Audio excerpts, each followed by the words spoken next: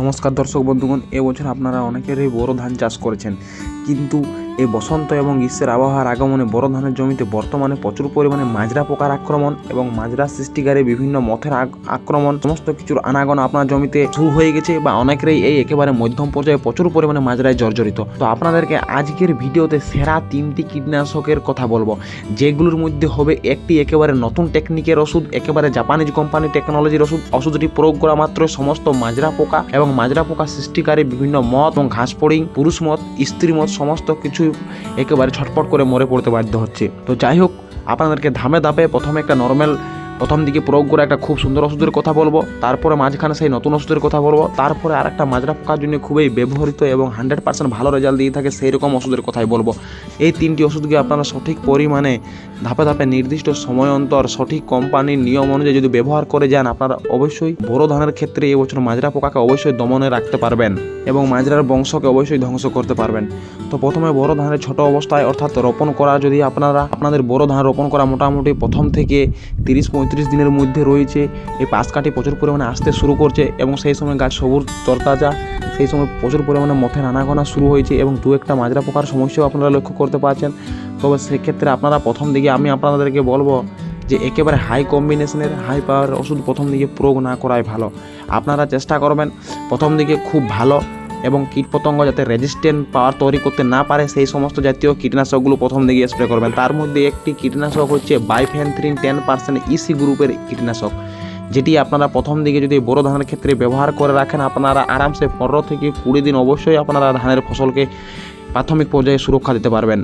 তো এই বাইফেন্থ্রিন 10% ইসি গ্রুপের ইনসেক্টিসাইডটি প্রতি 1 লিটার জলে 1 থেকে 1.5 ml হিসাবে এনে ব্যবহার করবেন এবং যদি পারেন এর থেকে আরও খুব বেটার এবং যদি একটু মাজরা পোকার আক্রমণ বেশি মনে হয় তবে সেক্ষেত্রে এর সাথে মিশ্রিত করবেন টাটার এসাটাপ, যার মধ্যে আপনারা এসিফ্যাট 75% গ্রুপের কীটনাশক পাবেন এবং তার ডোজ ব্যবহার করবেন প্রতি 1 লিটার জলে 1 থেকে 1.5 গ্রাম হিসাবে এবং এটি বাইফেন্থ্রিন গ্রুপের ওষুধের সাথে মিশিয়ে স্প্রে করবেন, ভালো রেজাল্ট দেখতে পাবেন। যদি সে হারে মাজরা পোকার আক্রমণ বুঝতে না পারেন, শুধুমাত্র বাইফেন্থ্রিন গ্রুপের এই ওষুধ ব্যবহার করবেন, এসাটাপ এখন প্রয়োগ করার প্রয়োজন নেই।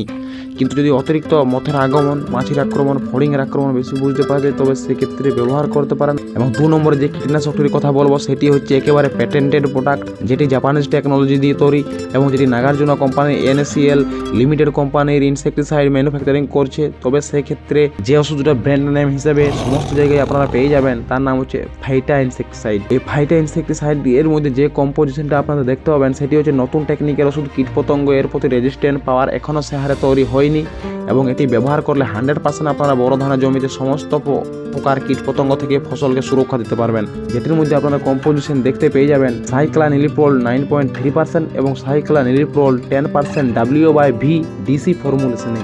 খুব ভালো একটি ওষুধ, আপনারা সঠিক সময়ে বিকেলের দিকে স্প্রে করবেন। আপনারা বোরো ধানের জমিতে আরামসে 20 থেকে 25 দিনের উপর আপনারা যে কোনো ধরনের স্টেম্পোরার কাণ্ড ছিদ্রকারী পোকা, মাজরা পোকা, মাজরা সৃষ্টিকারী বিভিন্ন মথ সমস্ত কিছুকেই একেবারে দমন করতে পারবেন। এর ডোজ আপনারা সাধারণত ভালো রেজাল্টের জন্য ব্যবহার করতে পারেন প্রতি 15 লিটারের ট্যাঙ্কিগুলোতে 20 ml এর ডোজ হিসাবে, আপনারা আরামসে ভালো রেজাল্ট দেখতে পাবেন। এবং 3 নম্বরে যে প্রোডাক্টের কথা বলো, যে ওষুধটির কথা বলো সেটি হচ্ছে আমরা বেশ কয়েক বছর ধরে ব্যবহার করে আসছি এবং দেখছি যদি আপনারা সঠিক সময় মতো সঠিক সমস্ত কিছু কন্ট্রোলে রেখে এটি ব্যবহার করেন, আপনারা আরামসে বোরো ধানের জমিতে মাজরা পোকা থেকে সুরক্ষা পাবেন। সেটি হচ্ছে সিজেন্টা কোম্পানির ইনসিপিও ইনসেক্টিসাইড, যার মধ্যে আপনারা টেকনিক্যালটা দেখতে পেয়ে যাবেন আইসোসাইক্লোসিরাম 18.1% এবং এর যে ডোজ সেই ডোজ আপনারা মেনটেন করবেন প্রতি 1 লিটার জলে 0.8 ml হিসাবে এবং 15 লিটারের ট্যাঙ্কিগুলোতে 10 থেকে 12 ml ব্যবহার করবেন। আপনারা আরামসে যে কোনো মাজরা সৃষ্টিকারী পুরুষ মথ, স্ত্রী মথ এবং কাণ্ড ছিদ্রকারী পোকা, মাজরা পোকা থেকে শুরু করে বিভিন্ন ধরনের শক্তিশালী কীটপতঙ্গকে এই ইনসিপিও ইনসেক্টিসাইড যথেষ্ট ভালোভাবে মেরে ফেলতে বাধ্য করে। খুব ভালো মানের এটি একটি ওষুধ, আপনারা মাজরা পোকা থেকে অবশ্যই সুরক্ষা পাবেন যদি এটি ব্যবহার করবেন। মোটামুটি 20 থেকে 25 দিন মতো আপনার ফসলকে সুরক্ষা দিয়ে থাকে এই সিজেন্টার ইনসিপিও ইনসেক্টিসাইড। তো যাই হোক, যে 3টি ওষুধের কথা বললাম সেগুলো ধাপে ধাপে